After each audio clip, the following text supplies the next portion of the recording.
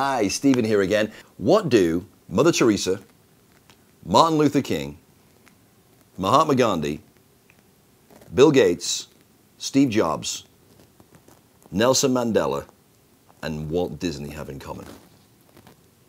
I know, easy, right? Well, what they had in common is that they all had an MVP. They all lived a life driven by their mission, their vision, and their purpose. So I want to talk to you about that today, because if you think about all these people, the other thing that they had in common is they were all unreasonable people, weren't they? I mean, it wasn't reasonable for Mahatma Gandhi to get the British out of India peacefully, was it? I mean, can you imagine when he was a little kid telling his buddies, they were saying, they said to him, what are you going to do with your life? Oh, I'm going to get the British out of India peacefully. They would have thought he was crazy, right? It's never going to happen. But did he do it? Yes, even though it was totally unreasonable. It wasn't reasonable for Martin Luther King to have his dream when he had it. It wasn't reasonable for Nelson Mandela to end apartheid in South Africa. It wasn't reasonable for Mother Teresa to give up her life taking care of privileged children, to go into the ghettos of Calcutta and take people that otherwise would have never had medical care and care for them, because it was completely against the culture at that time.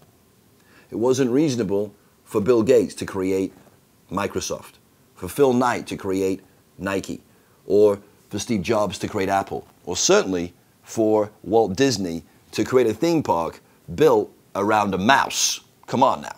I mean, is that some kind of Cosby joke? Is that like our creator saying, listen, if I can help a guy build a theme park around a mouse, you think I could help you?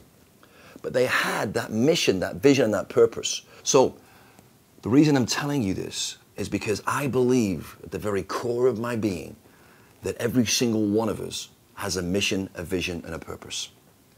But how many times have you asked somebody, what are you passionate about? And they say, I really don't know.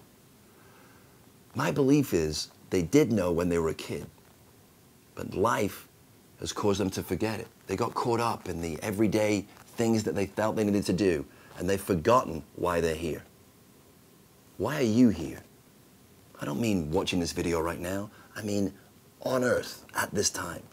My belief is there's a reason for you to be here. It's not for you to work for somebody else 40, 50, 60 hours a week, or just work hard.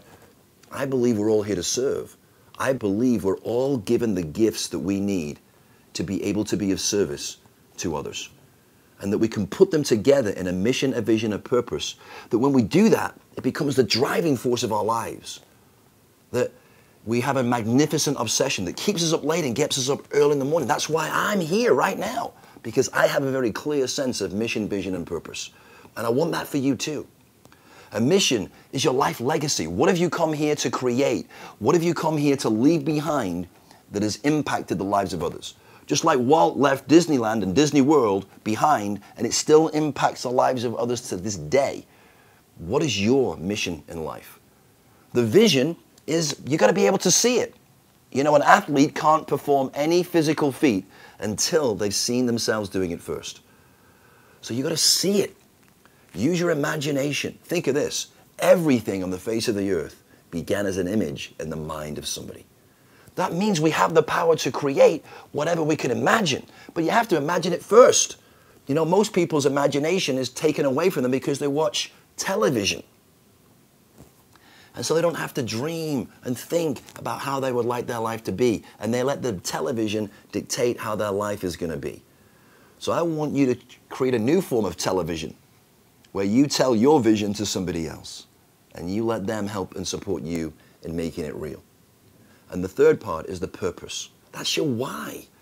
Why is your mission, your vision, so important, not only to you, but to others? How is it going to serve? And the stronger those three things are, your mission, your vision, and purpose, the richer, the more vivid the vision is, the more powerful the emotion will be behind it, and the faster you'll be able to live it in your real life. So, remember what I always say. Socrates said, learning is simply remembering. I want you to remember not only who you are, but why you're here. What is your mission, vision, and purpose? I want you to begin to remember it. It's in your DNA. And when you start to ask the right questions and start to write it out, it will come out of you naturally. But you have to begin the process. Every journey begins with the very first step.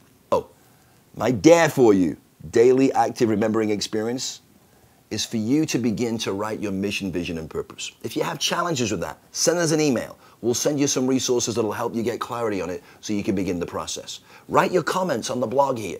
Talk to me about it. Let's start a conversation. Let's join together and help each other live a better quality of life. So as the Greeks used to say, saper ord, dare to be wise. Do your dare, write me your comments. Until next time, saper ord.